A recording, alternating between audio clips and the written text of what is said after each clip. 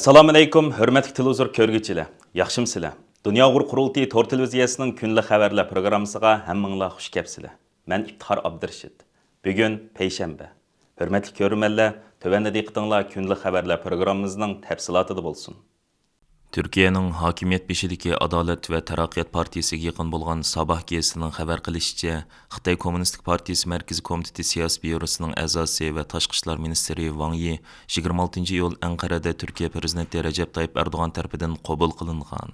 Arkadan Wang Yi başçılıqidagi Xitay heyeti Türkiye Tashqi ishlar Ministri Hakan Fidan bilan heyetler bo'yicha suhbat ilib borgan. Her iki qatımlıq görüşte Türkiye taraf Wang Yi'ga Türkiye'nin Uyghur meselesi hakkındaki sezgürlükki ve endişlerini oturup koygan.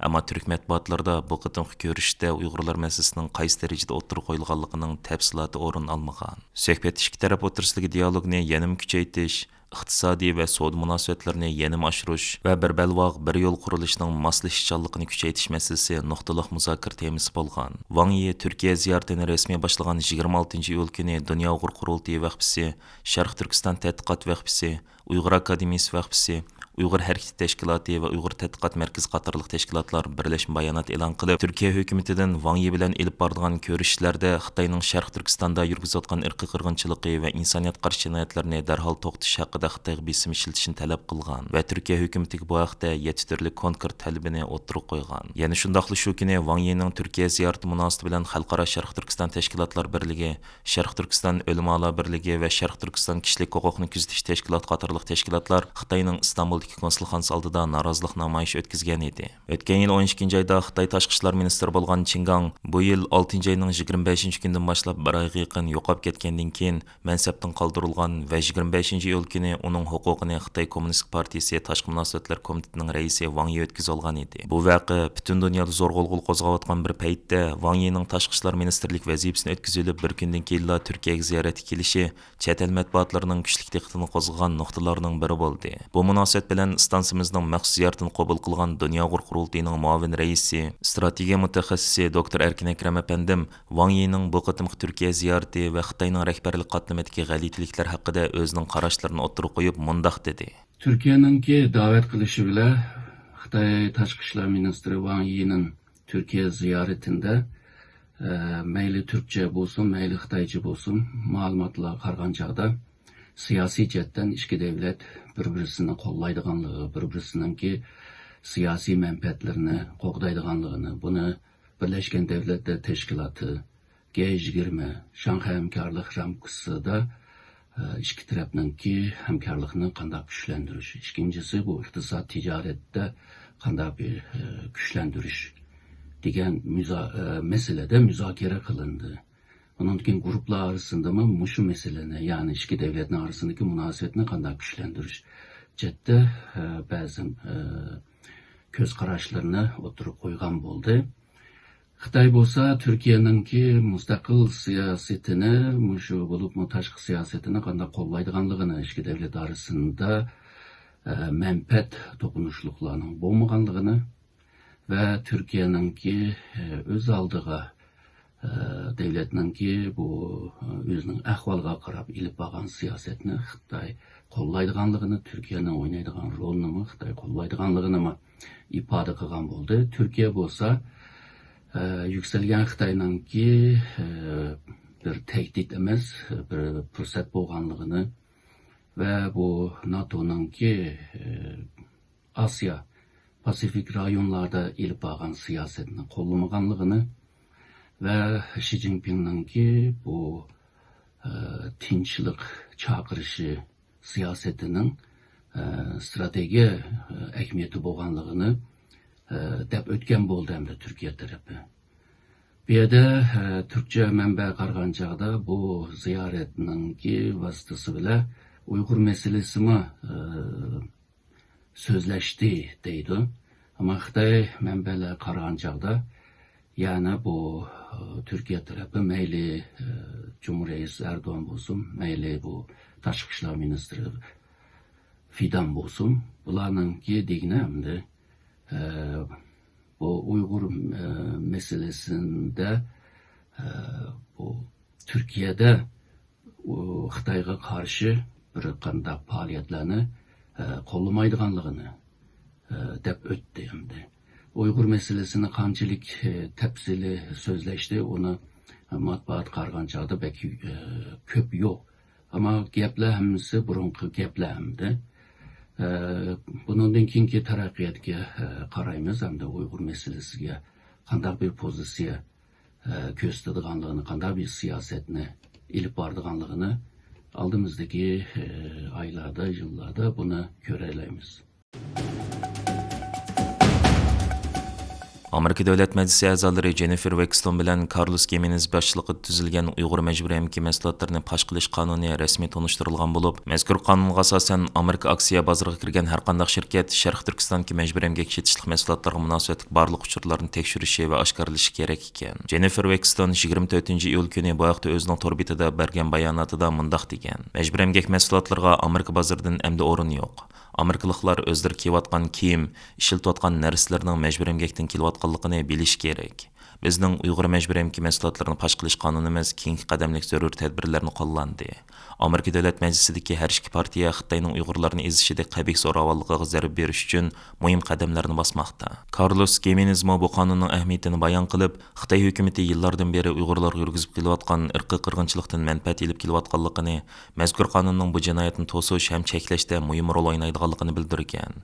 Ma'lum bo'lishicha, Uyg'ur məcburi əmgaki məhsulotlarini paş qilish qonuni Amerika aksiya bozoriga kirgan shirkatlardan har yil import qilingan mahsulotlarning yillik dokladini talab qildi ekan.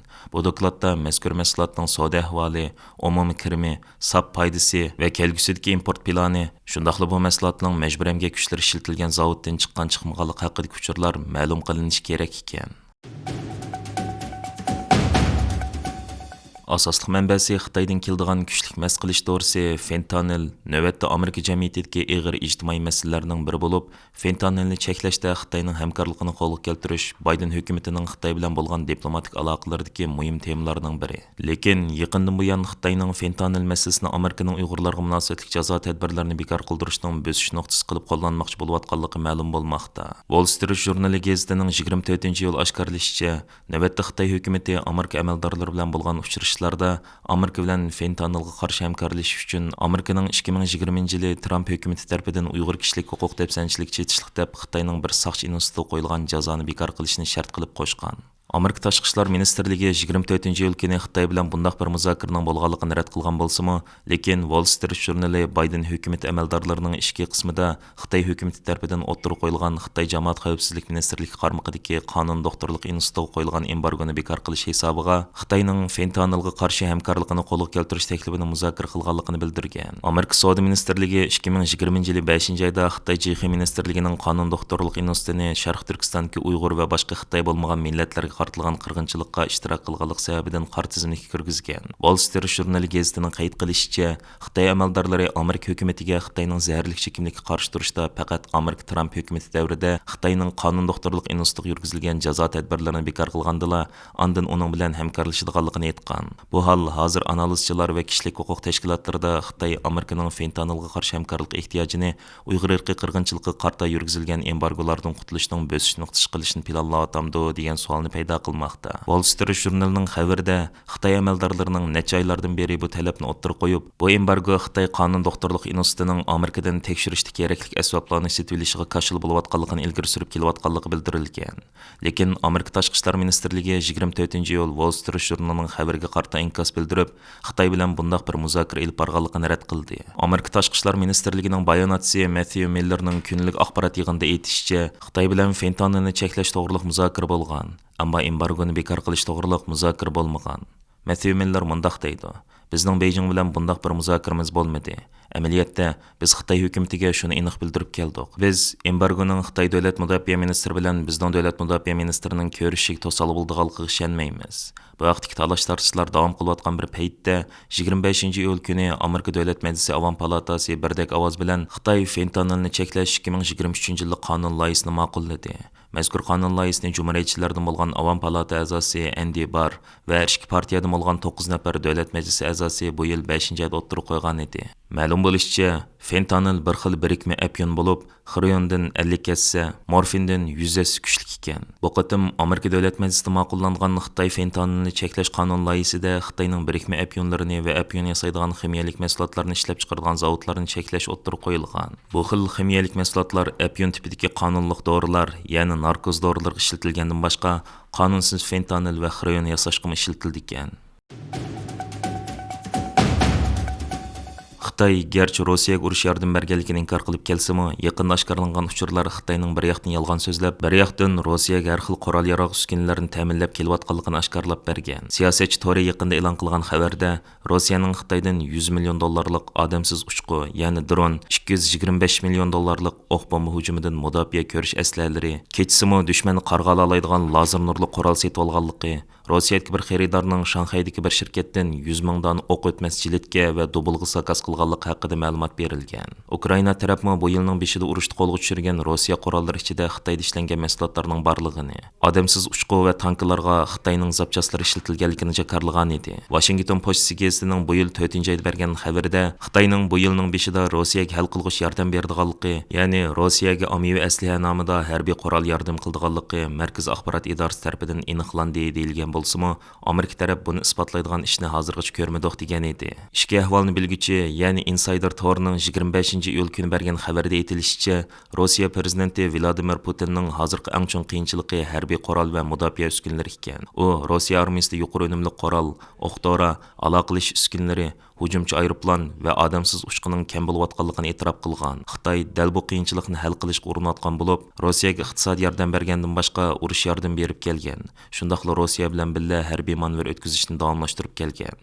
Hurmatli ko'rmanlar, yuqorida diqqatingizga kunlik xabarlar programmamizning tafsilotini sunduq. Kelar qatimliq sonimizgacha ko'rishgich omon bo'lgaysizlar. Stansimizning YouTube kanaliga a'zo bo'lishni unutmang. Xayr xo'sh.